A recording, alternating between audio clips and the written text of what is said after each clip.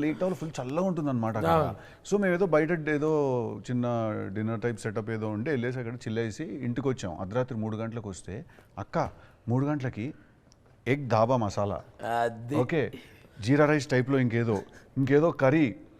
అసలు వాళ్ళు తేజుగాడు వాళ్ళైతే తింటూ వాళ్ళు అసలు పొద్దున్న లేచి నిర్జాకి పూజ చేయాలరా, దేవతరా ఆమె అని చెప్పి తింటున్నారు ఒక్కొక్కడు.